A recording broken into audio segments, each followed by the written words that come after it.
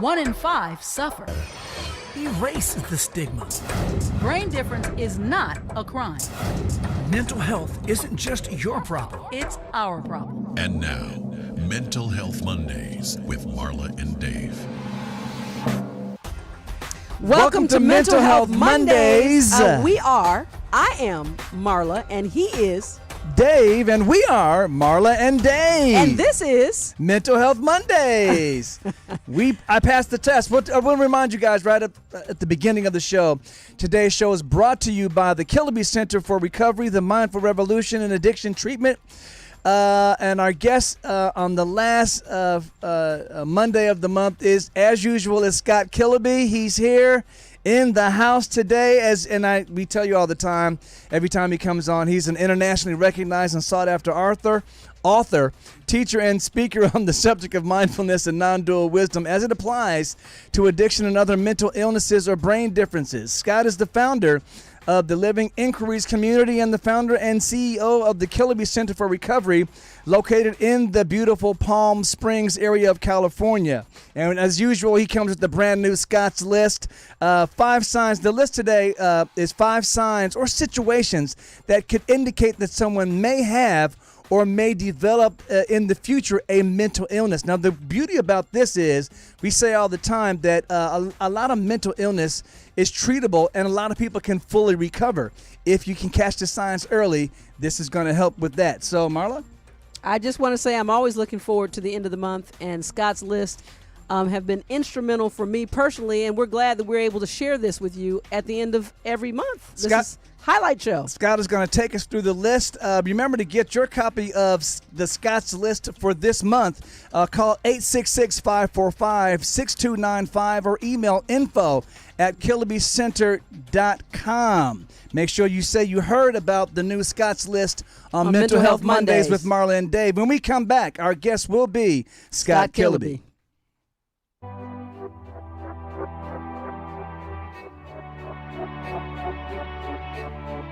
Help someone who is struggling by supporting the National Alliance on Mental Illness and be a part of the NAMI effect. Hope starts with you.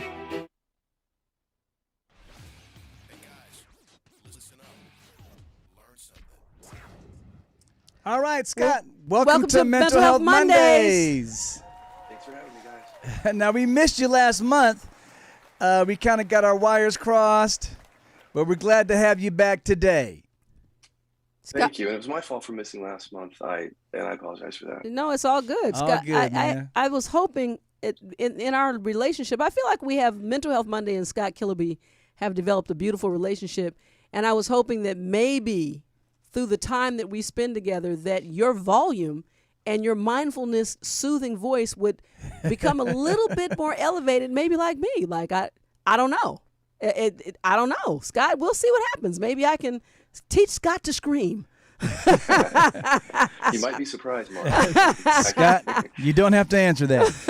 I won't.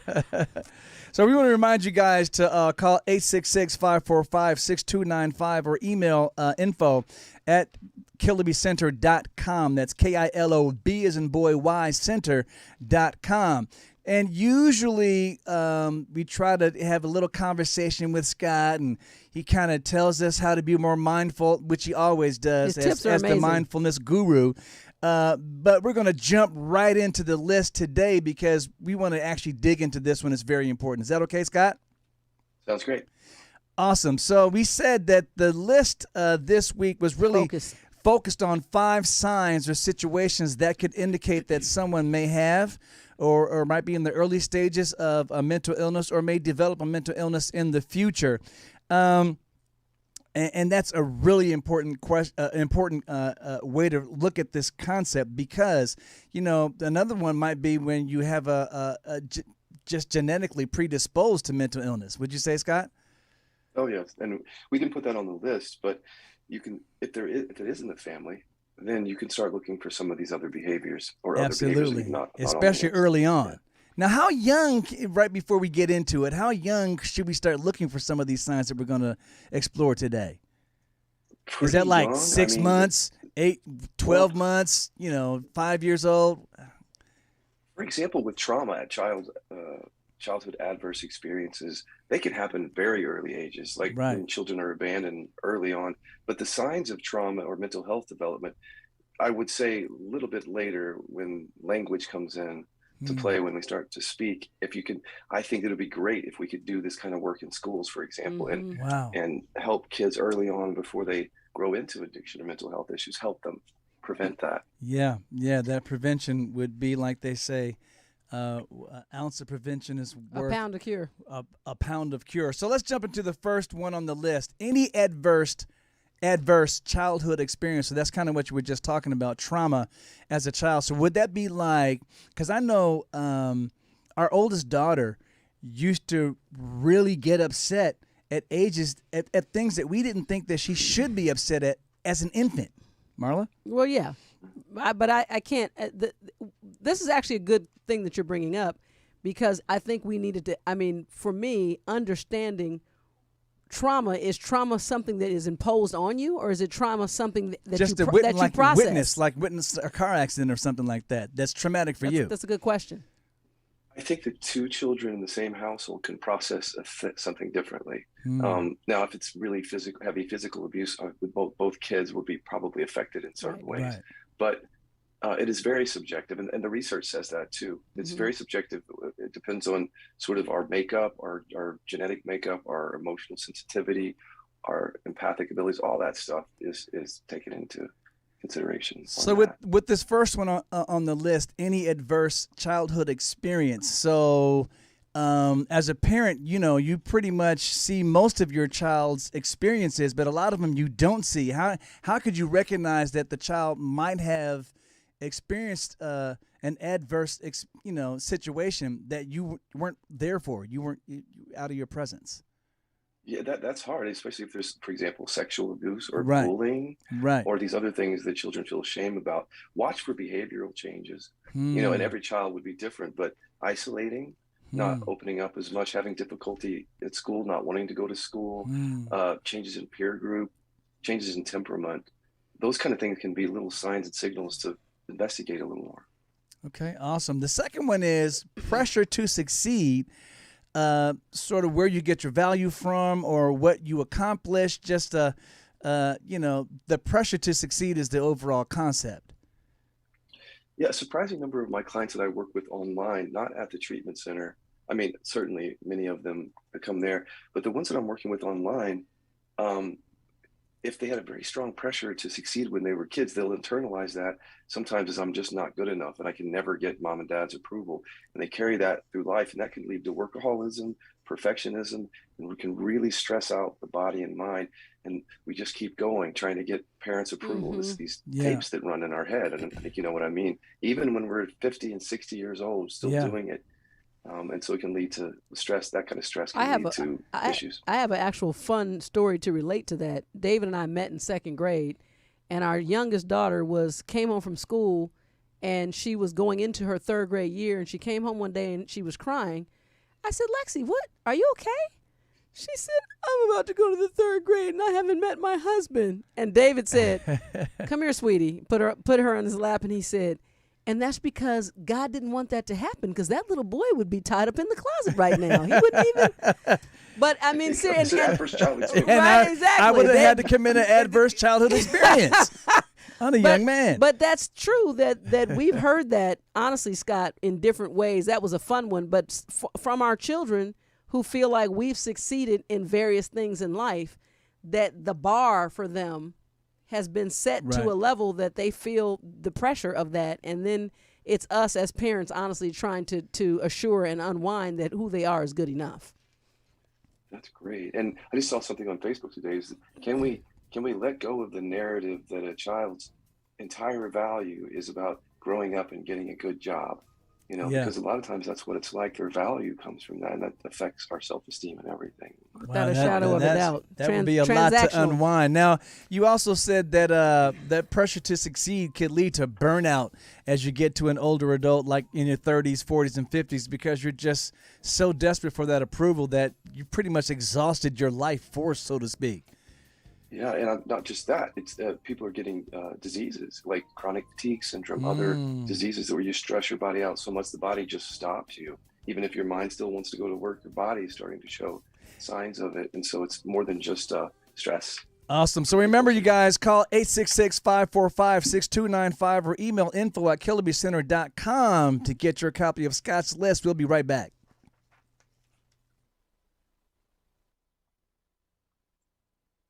When Dave and Marla get together, it's hot. The Kiloby Center for Recovery is the first primarily mindfulness-based addiction, depression, and anxiety treatment center in the United States. The non-12-step approach is based on founder Scott Killerby's book, The Natural Rest for Addiction. The Kiloby Center is located in the beautiful community of Palm Springs, California, and provides 24-hour care for individuals seeking addiction treatment, with step-down programs to help clients integrate back into their daily lives. A recipient of the Joint Commission's Gold Seal of Approval for Behavioral Health Care Accreditation, the Kiloby Center for Recovery is proud to display this symbol of quality that reflects the organization's commitment to providing safe and effective care. Over 84%, I love to share this, by the way, over 84% of clients reported complete relief from symptoms of trauma, and 95.7% of clients reported complete relief from anxiety. Over 87% of the Kiloby Center for Recovery's clients reported complete relief from depression, and 100% of clients who presented with suicidal thoughts when they first came to the Kiloby Center for Recovery left with no suicidal thoughts at all. Needless to say, the Kiloby Center for Recovery's mindfulness-based methods are effective, very effective. So, if you or someone you love suffers from addiction, depression, anxiety, or dual diagnosis, OCD, or general unhappiness in life, please don't hesitate. Contact the Kiloby Center for Recovery today by calling 866-545-6295 or visit the website killerbycenter.com today.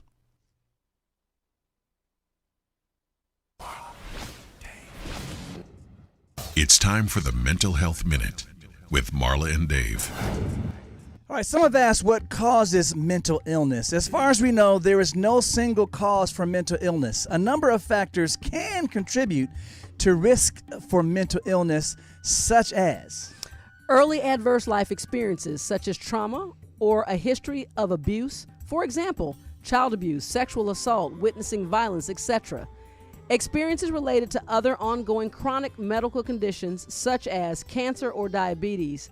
Biological factors such as genes or chemical imbalances in the brain, use of alcohol or recreational drugs, having few friends, having feelings of loneliness or isolation. Here are 5 warning signs of mental illness: long-lasting sadness or irritability, extreme high and low mood swings, excessive fear, worry, or anxiety, social withdrawal, dramatic changes in eating or your sleeping habits.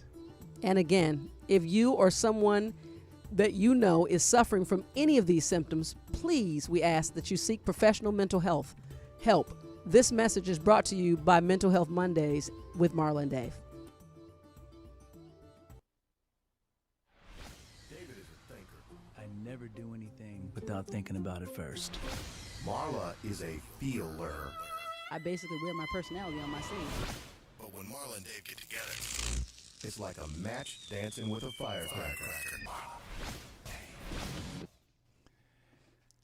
All right, you guys, we're back with Scott and Scott's List. That's Scott Killerby, the Great. Remember, call 866-545-6295 to get your copy of Scott's List for this month, the month of October. Or you can email info@killerbycenter.com, but you have to say that you heard it from Mental Health Mondays with Marla and Dave.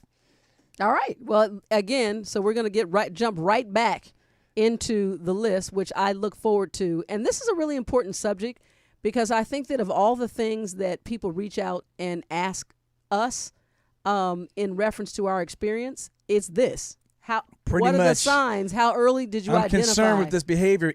Could this be a sign? Yeah, absolutely. So right now, to recap, we have number 1, adverse childhood experiences, or 2, the pressure to succeed. So let's move on to 3, Scott, if you would. And number 3 is peacemakers. That's right, peacemakers. One would think that would be a good thing. Yeah. This is Now a that makes me sleeper. nervous because I'm kind of a peacemaker. So And this is Yeah. just talk straight to Dave. Look that direction, Right. and then Well, I'd be talking to myself too because I grew up as a peacemaker. There's some recent science that's coming out, a whole slew of studies about emotional repression, repression of anger and fear, and that's manifesting. They're finding in mental health issues and physical health issues, up to including cancer. This is a big finding. So, Wow. who are the people that are repressing anger? The peacemaker personalities is one. So I grew up that way as a way to survive in my family. I just learned how to be quiet, make peace, be agreeable. And I actually repressed anger. And as a result of that, had a chronic pain situation that I healed through mindfulness, but I had to go into anger repression. So the science was actually, I used it to help me in my own experience. And now I'm helping other peacemakers who don't realize that this is happening or can happen to them. You know, that's interesting because you would almost see most people work to get a go along, get along type personality. But I guess the one thing that I've picked up from you, Scott, through our time together, is that balance. That's the word that comes to mind. That in other words, no matter what the extreme, there's going to be an extreme outcome to an extreme right or left. It doesn't matter. And that's a good point, Marla. Scott, so where is that balance when you're a natural peacemaker, if you've developed that as part of your nature? It's learning how to, well, in inquiry, in our sessions, we learn how to bring up the anger because it's literally repressed. It's like held in our body. So being able to bring it up and just feel it first and let it be there instead of tucking it back down and hiding it and repressing it.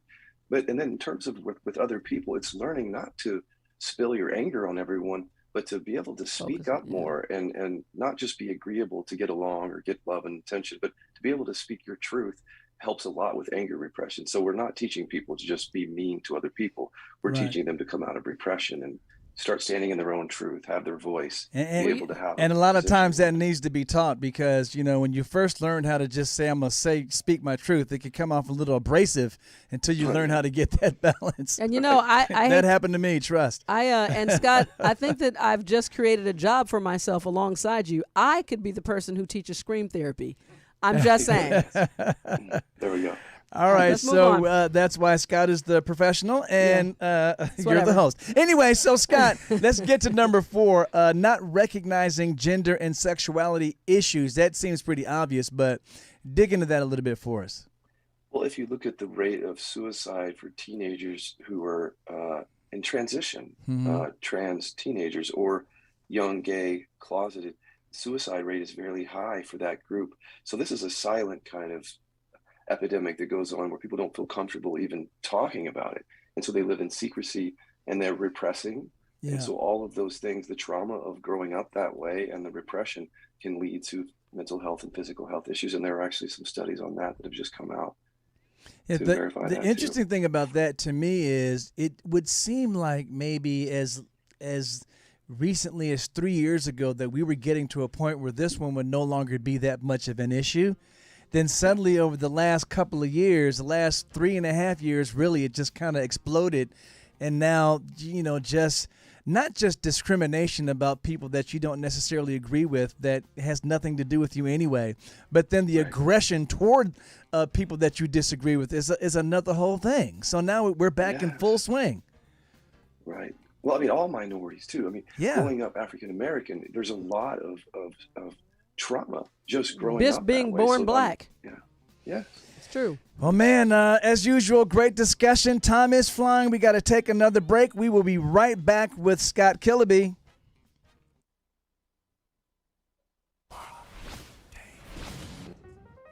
All right, Marla, you know what the music means, but you're not dancing. There goes a neck. There goes a head wiggle. Oh, she can't help but smile. All right. So I want to let you guys know, especially for this first question, that we asked a question last week. How many adults in the United States suffer with some form of depression?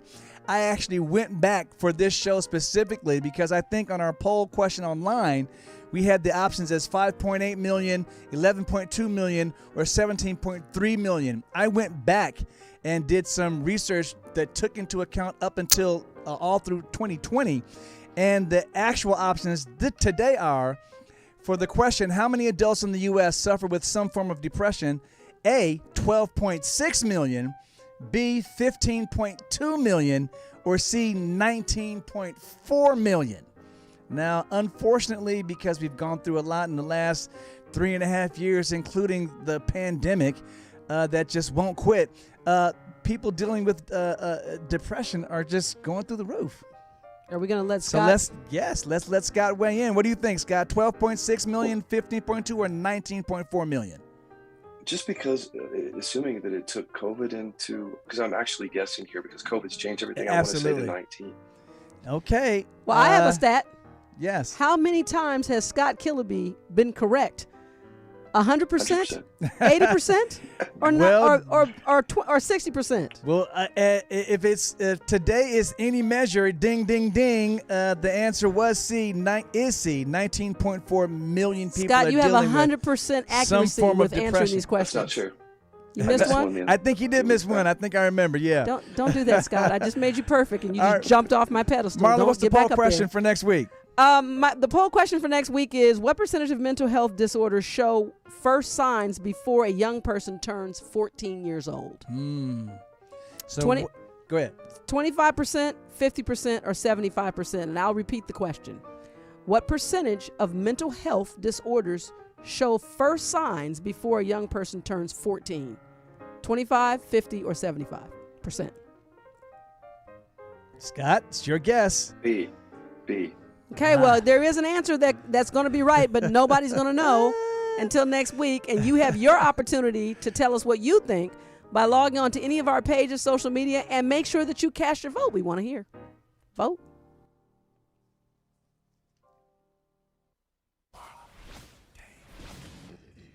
All right, as usual, I'll remind you guys when we start every segment, call 866-545-6295 to get your copy of Scott's list, or you can even email info@killerbycenter.com. Scott's list is on fire today, so we've been through 4 on the list. So let's get to number 5. And this is a weird one, too, because we're going to get into some of the nuance on this one. Abusive discipline or tactic methods. And I can understand abusive discipline, and for communities of color, that line could be kind of strange to other communities who don't understand that, one would think, when I tell some of the stories, I don't feel abused, but when I tell some of the stories of the way I was disciplined. People's faces are like paste. They're like, really? We had so a your friend. dad broke a cutting board on your back. Okay, yeah. sweet. Not back, but your butt. my behind. Yeah, it's true. One hit, broke the cutting board. But, it's weird because I don't feel abused. And you talk to you know why, though? It's so many things, and this is interesting. Community normalizing of something. When you talk to our peers, it was nothing to talk about getting, a shoe to the back of your head, or we all got whipped spanked with extension cords, or snatch the cord out of something. I didn't get spanked. My mother just said, Marla, I'm very disappointed in you," and I was like, "Really? That's it? You're not gonna look up?" Okay.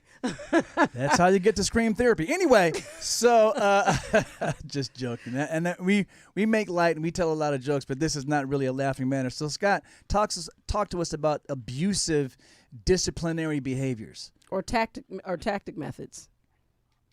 So I think you're right. It is cultural, partly, and different cultures see it differently. Where I find it is when I'm working with people, we're working with people on trauma, like in their body, they have memories that come up that are very painful. Even if it's culturally acceptable, their body feels a certain way when you go in and actually discover some of those old feelings around it. And everybody's affected differently. It's very subjective, but some people are deeply affected by it in ways that make them feel like they have trouble in later relationships because of it. So everybody's different, but it is an issue to look for. Wow. So, and I can understand, just abuse in general that could leave a scar. And I tell people all the time that a lot of these scars are like puppet masters behind the scene. You don't know why you have some of the compulsions that you have. You don't know why you have some of the behaviors that you have that are negative. And you know that you want to stop doing them, but they just seem to keep popping up. It could be some of these other scar tissue that's kind of left over, emotional and mental scar tissue left over from some of the things that you experienced. Even as you were saying, Scott, when it seems like it is normalized, like Marla was saying, in certain groups, and that communities that, for instance, in the African American community, we always were taught that you spank your kids. You know what I mean? And it's better to get spanked at home than to have to deal with the cops in the street. Unfortunately, that's a thing, but you can still have scars left over. Absolutely. I think you can. And even if you grew up in a culture where it's acceptable, you might investigate it, because it affects everybody differently. And sometimes we hide this stuff from us. We don't know how the past has affected us until something manifests, like a mental health issue or something, depression. And then we have to kind of take a look at some of the stuff that happened in childhood. And I was just going to say that's where I want to continue to remind everybody, it's a learning also sometimes, in my opinion, includes unlearning a behavior. And that's where I really appreciate Scott's work, because it was something that everybody seemed to do, it doesn't mean that it doesn't have the same adverse negative effects. We just don't know where to put it. Well, here on Mental Health Mondays, we're really solution-based. So even if it seems like we're approaching a touchy subject, we're going to deal with it because, we say all the time, from time to time, I would say, on Mental Health Mondays, that 1 in 5 are infected with a mental health issue. But maybe it's no coincidence that in communities of color, it's one in 3. It's 1 in 3, and maybe sometimes even more than that. So, that could be a coincidence that we might need to look at just as a cultural issue. And again, you don't know better. Like, in other words, it literally, once we became parents, I started to understand that my real goal was to be effective and to really understand who this child was. My youngest child, disappointment destroyed her. So she didn't really. Didn't need a spanking. Yeah. So in other words, it wasn't. Really. In other words, it wasn't. It's just that I realized that there was a habitual way that I was dealing based on where I came from that didn't really consider the factors that were really more effective, to be honest. Yes. And you're breaking a generational thing too, because sometimes we just do things without thinking about what we're doing. Because mom and dad did it, I'm going to do it here. Yeah. But if you're more conscientious, then you're going to look at what we're doing here. We're just going to pass this down and just keep doing it. We're going to take a harder look at this to see if there's another way, for example. Now, as we dug into this, the last item on Scott's list for this month, one of the things that I would say, once we're talking about the nuance like this, abuse of any kind is totally unacceptable. So we are never in support of any type of abuse, whether that be physical or emotional or any other type of abuse.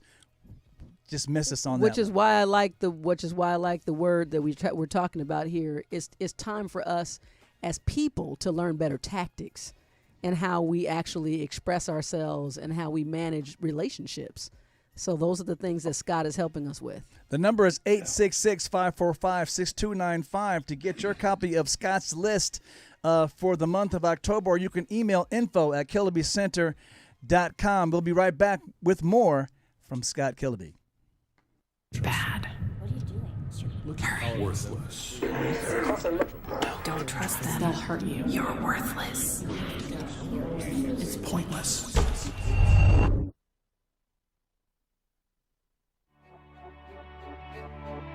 When the pain of schizophrenia meets hope, everything can change. Help someone who is struggling by supporting the National Alliance on Mental Illness and be a part of the NAMI effect. Hope starts with you. It's raw, real, and unfiltered. As usual, this has always been Scott. You know what? We just appreciate you. You're super inspiring, but also, you do really create a tactical mindfulness that I can literally take away. And, I've practiced it. I know that, a while ago, my grandson had an emotional crisis, and I shared a tool with him that worked. And he's 11. He was shocked. It was like, just a breathing exercise. And he literally calmed down, and he was like, what? Stick my finger over my nose. What are you talking? But it worked. So when it worked, I'm just saying there's so many things that you've introduced us to that if you don't know to use them, then you can't really turn that corner, and it brings a mindfulness to alternative ways, and I'm very appreciative. All right, so I want to make a correction before Scott jumps in and give us his final thoughts for today. The community that Scott founded is actually, I keep saying, the Living Inquiries community. It's really the Killerby Inquiries community, correct, Scott? That's correct, Kilby Inquiries community. All right, so there you go. So Scott, man, we Leave it with really you. appreciate you. Give us your final words of wisdom. Well, I think when we throw around the word mindfulness, a lot of people don't know what it is. And I just invite anyone to go anywhere online and read a little bit about it or watch a video and try some of the practices, whether you go to my site or somebody else's site, because it's really in the experiencing of it is where the real treasure is. Not just talking about it, but actually, Absolutely. like Marla was doing, is putting into practice. Absolutely. Again, you guys, 866-545-6295 or email info@killerbycenter.com. Scott, as usual, we appreciate you, man. Thank you so much for all that you bring to Mental Health Mondays, and much continued success, and we will see you the next time. Remember, Marla, who we have on next week? Life, joy, peace, and happiness. Tune in for a very surprising guest for next week. Thank you, Scott. Thank you, guys, for watching. We will see you next week. Remember, your overall health includes your mental health. See you guys later.